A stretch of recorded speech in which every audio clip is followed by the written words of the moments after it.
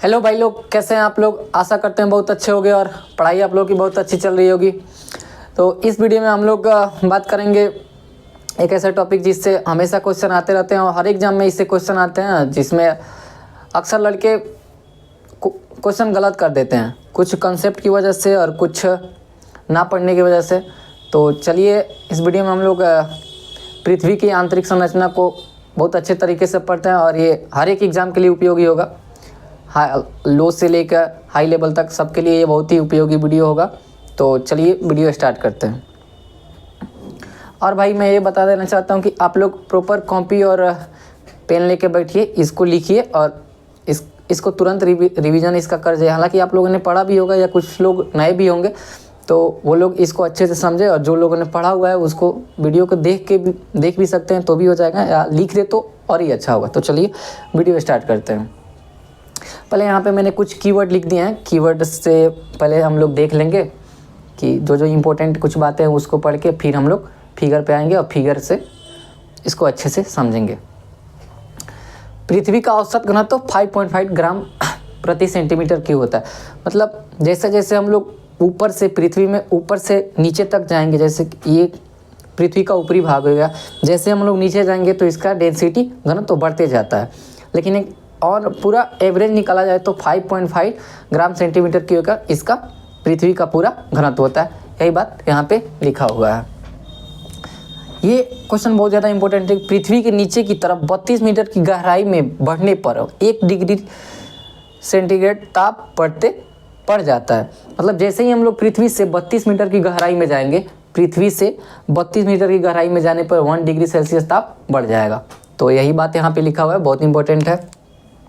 दूसरा बात है त्रिज्या। पृथ्वी की त्रिज्या होती है 6370 किलोमीटर। ये किलोमीटर में होता है, और इसको आप लोग चाहे तो मीटर में भी चेंज कर सकते हैं, लेकिन किलोमीटर में 6370, ये मतलब कहीं 63-65 भी दिया रहता है, लेकिन 6370 आप लेके चल सकते हैं। ऑप्शन इतने नज़दीक नहीं देंगे, या तो 65 देगा, नहीं तो 70 देगा, या तो 75 दे सकता है। इसी तीनों में से कोई देगा, तो आप लोग 6370 याद रखें।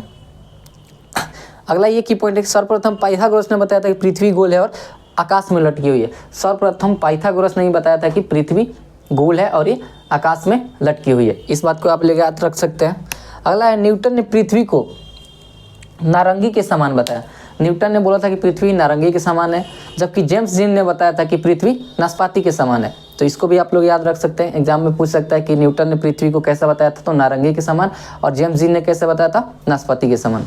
तो आशा करते हैं ये कुछ कीवर्ड होंगे, इसको आप लोग समझ गए होंगे। एक और आप लोग लिख लीजिए, ये भी बहुत इंपॉर्टेंट है। पृथ्वी की आंतरिक संरचना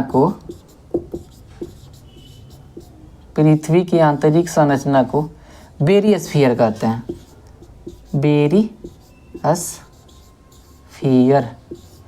बेरिस्फीयर कहते हैं।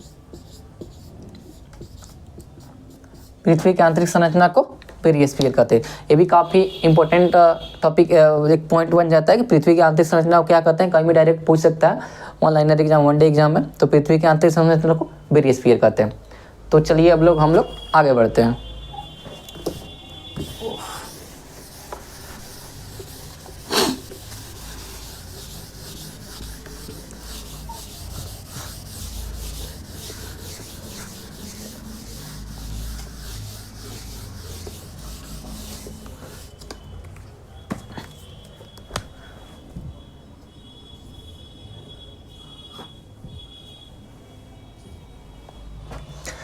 पृथ्वी की आंतरिक संरचना को 2 सिद्धांत पे बांटा गया है। एक भूकंपीय तरंग के आधार पर और एक रासायनिक संगठन के आधार पे। मतलब एक रासायनिक संगठन के आधार पर अलग से बांटा गया है और भूकंपीय तरंग के आधार पर अलग से बांटा गया है। तो रासायनिक तरंग के आधार पर पृथ्वी के आंतरिक संरचना को 3 भाग में बांटा गया है, सियाल, सीमा और नीफे। रासायनिक संगठन के आधार पर 3 भाग, सियाल, सीमा और नीफे। और सेम ऐसे ही भूकंपीय तरंगों के आधार पर पृथ्वी की आंतरिक संरचना को 3 पार्ट में बांटा गया है। वे कौन कौन है? क्रस्ट, मेंटल, कोर, भूपर्पटी, आवरण और क्रूड। ठीक है भाई, तो इसको हम लिख दे रहे हैं यहाँ पे।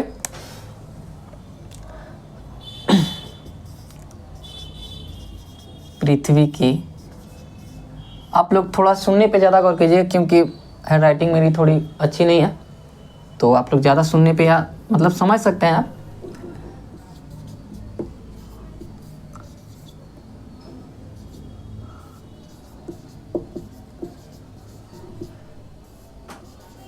पृथ्वी की आंतरिक संरचना को रासायनिक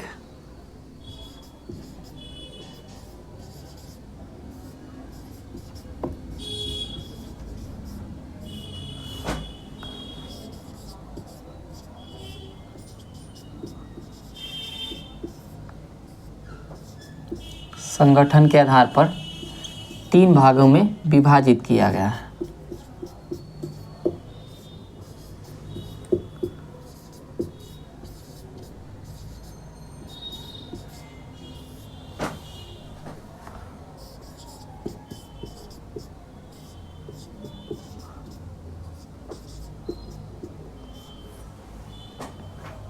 पहला कौन है?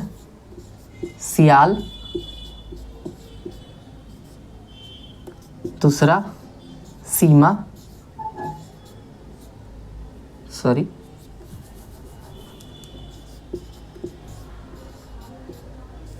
और तीसरा है नीफे। ठीक है भाई,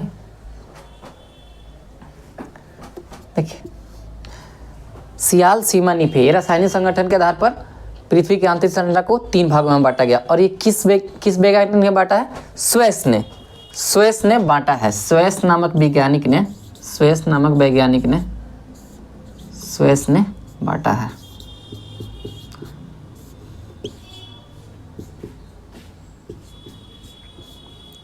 ये भी आप लोग याद रख सकते हैं कि पृथ्वी की आंतरिक संरचना को रासायनिक संगठन के आधार पर 3 भागों में स्वेस ने बांटा है। सियाल में क्या होता है? बस इसको आप लोग याद रखिए, 3 भाग में बांटा है। सियाल, सीमा, नीफे। सियाल, सीमा, नीफे। सियाल में सिलिकॉन और एल्युमिनियम पाया जाता है। सिलिकॉन तथा एल्युमिनियम।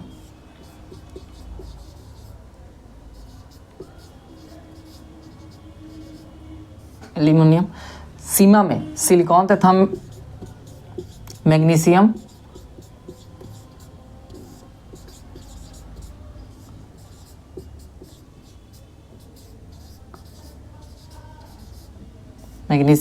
और नीफे में निकिल तथा फेरस।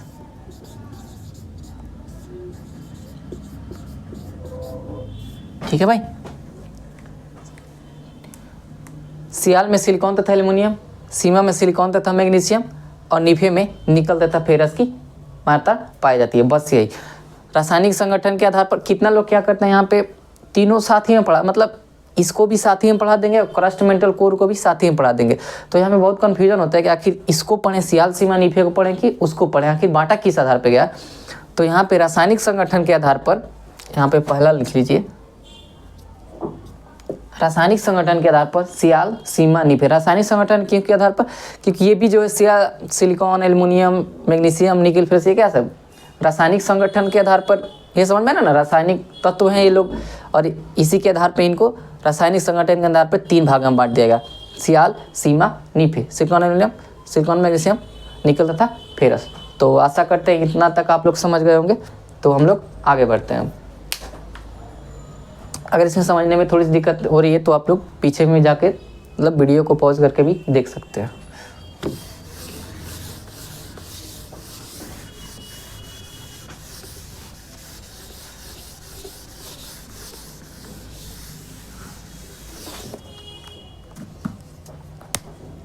दूसरा आ जाना है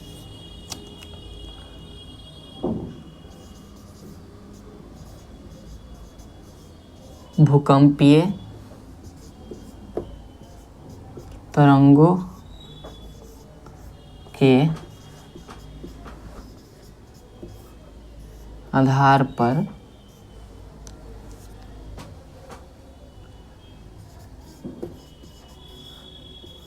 पृथ्वी की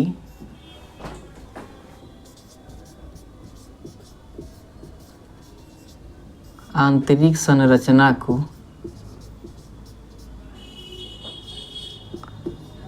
ग्रांट ने, इस वैज्ञानिक का नाम है ग्रांट, आप याद रखना पड़ेगा। ग्रांट ने 3 भागों में विभाजित किया। क्वेश्चन यहीं से आते हैं।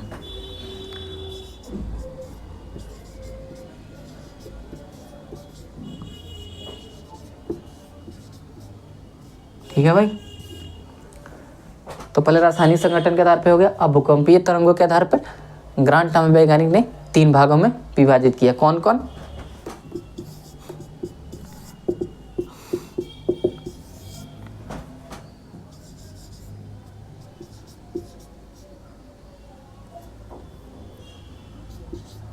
भूपर्पटी, आवरण और क्रूड। इसको इंग्लिश में लीजिए क्रस्ट, मेंटल, और इसका हो जाएगा कोर। ठीक है भाई, यहाँ तक कोई दिक्कत नहीं होनी चाहिए। भूकंपीय तरंगों के आधार पर पृथ्वी की संरचना को 3 भागों में ग्रांट ने बांटा, क्रस्ट, मेंटल, कोर, भूपृथ्वी, आवरण और क्रूड। ठीक है, अब इसको हम लोग पूरे डिटेल में पढ़ेंगे और क्वेश्चन ज़्यादा यहीं से आते हैं। ठीक है भाई, तो मैं इसको मिटा के अब फिगर बनाने की कोशिश करता हूँ। ड्राइंग मेरी थोड़ी सी ख़राब है, तो आप लोग ड्राइंग से ज़्यादा ध्यान समझने पे कोशिश कीजिएगा। क्वेश्चन बनने चाहिए, ड्राइंग कैसे भी हो मास्टर की, कोई दिक्कत नहीं। मैं मास्टर नहीं हूँ, बस मैं ही पढ़ता ही हूँ आप लोगों के जैसे। तो अगर कुछ गड़बड़ हो भी जाती है तो आप लोग कमेंट कर दीजिएगा, मैं इसको सुधारने की कोशिश करूँगा। चलिए मैं अब फिगर बनाता हूँ।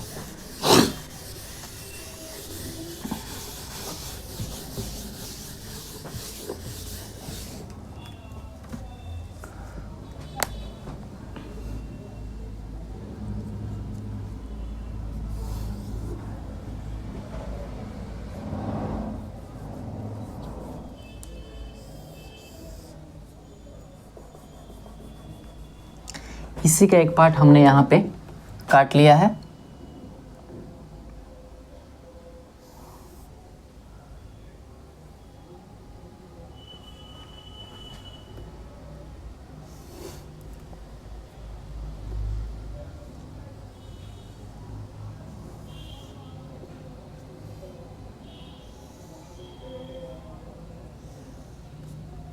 आप लोग पूरे ध्यान से, शिद्दत से इसको समझने की कोशिश कीजिएगा। यही मैंने काट के इसको निकाला हुआ है। ठीक है भाई, ये crust, mental, core, crust, mental, core. ठीक है भाई,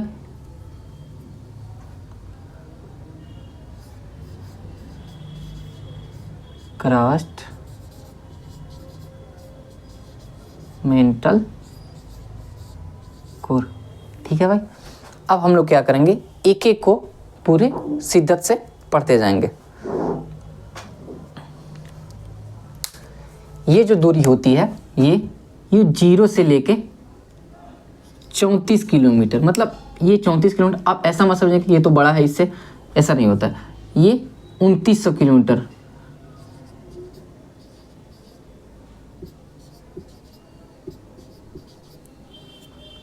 और ये 2900 के बाद पूरा यही होते जाता है। मतलब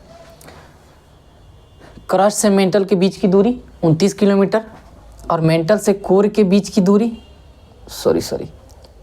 क्रस्ट से मेंटल के बीच की दूरी 34, और मेंटल से कोर के बीच की दूरी 2900, और 2900 प्लस कोर के बाद, मतलब मेंटल जहाँ ख़त्म होता है उसके बाद से 2900 से पूरा जितना जोड़ लीजिए, या 2900 से ज़्यादा इसकी दूरी है।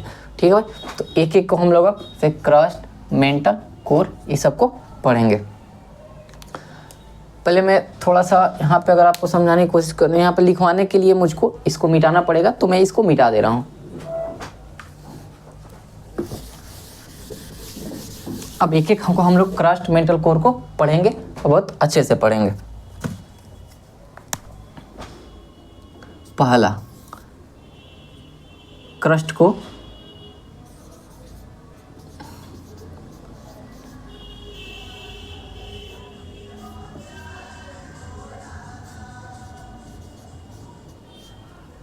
इसके आप लोग पॉइंट लिखते जाएंगे। इसका घनत्व होता है, किसका, क्रस्ट का बात हो रहा है, 2.7 ग्राम प्रति सेंटीमीटर क्यूब। ठीक है भाई। दूसरा, आयतन का, पूरे आयतन का 0.5% घेरा है। मतलब ये जो पार्ट है ना, पूरे आयतन का, पृथ्वी के पूरे आयतन का बस क्रस्ट जो है 0.5% घेरा हुआ है। ठीक है।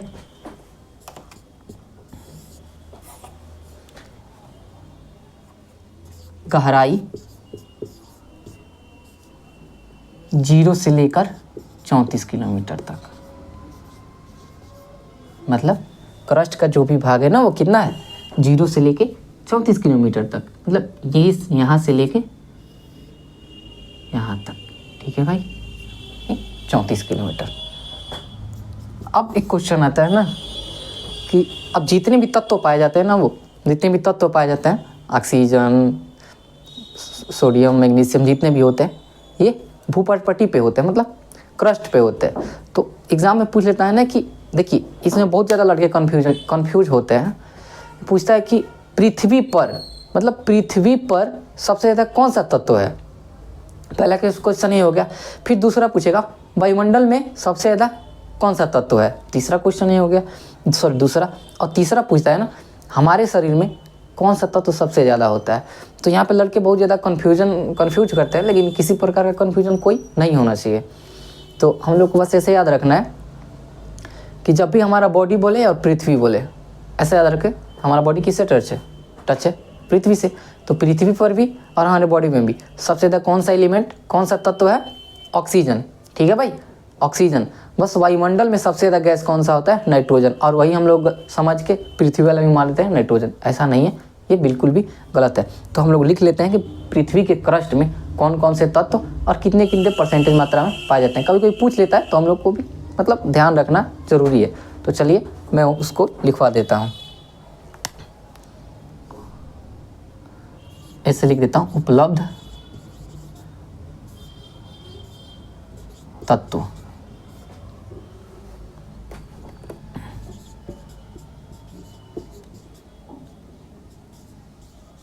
ऑक्सीजन। ठीक है भाई, ऑक्सीजन कितना परसेंट है, 46%।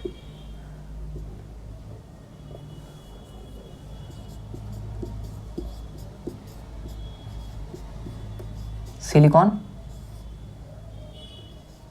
27%। ठीक है। Aluminium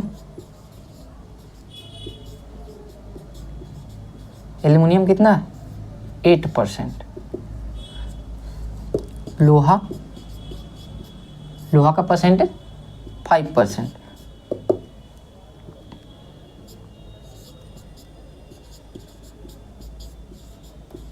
calcium 3.6%। सोडियम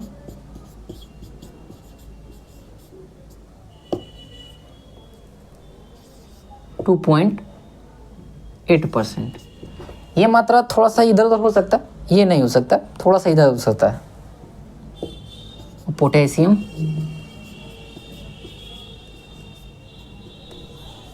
2.5%। बस आप लोग इतना याद रखिए, इतने से काम हो जाएगा, इससे ज़्यादा पूछेगा भी नहीं। ये मेन याद रखिएगा, ऑक्सीजन 46% सबसे ज़्यादा क्रस्ट में उपलब्ध, सबसे ज़्यादा उपलब्ध मात्रा में कौन सा, ऑक्सीजन तत्व। क्रस्ट में पाया जाने वाला सबसे अधिक तत्व ऑक्सीजन, और हमारे बॉडी में भी सबसे ज़्यादा पाया जाने वाला तत्व ऑक्सीजन है। ठीक है भाई, तो यहाँ पे क्रस्ट का हमने बात कर लिया। और एक बात यहाँ पे मैं लिखवा देना चाहता हूँ, मैं तो असली मेन चीज़ तो मैं भूल ही रहा हूँ। इस जैसे कि ये क्रस्ट हो गया ना, इसको भी एक लाइन विभाजित करती है।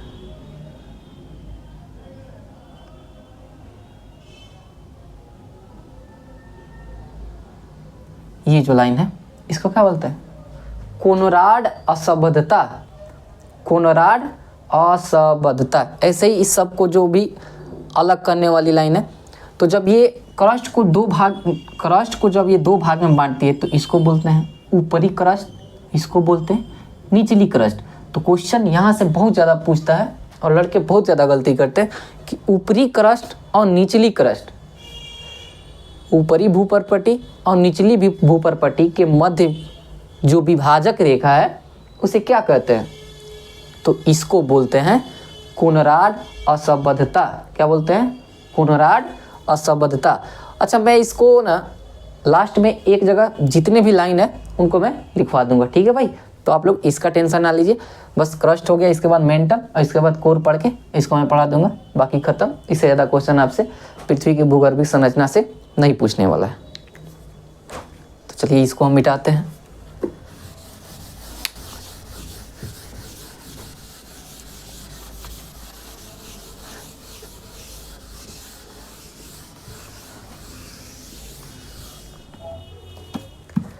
हमने क्रस्ट का बात कर लिया, अब हम बात करेंगे मेंटल का। तो दूसरा है आवरण या मेंटल।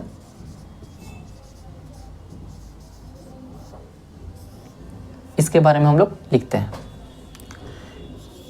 इसका घनत्व, अब ये किसका बात हो रहा है? आवरण का या मेंटल का। इसका घनत्व होता है 3.5 से 5.5 ग्राम प्रति सेंटीमीटर क्यूब। ठीक है भाई, इसका घनत्व कितना आता है? 3.5 से 5.5 ग्राम प्रति सेंटीमीटर क्यूब। ये पूरे द्रव्यमान का, पृथ्वी के पूरे द्रव्यमान का, पृथ्वी की पूरे द्रव्यमान का कितना परसेंट होता है? 68%। मतलब समझ लो भाई इसकी कितनी, मतलब ये कितने जगहों को घेरे हुआ है। पृथ्वी का पूरा जितना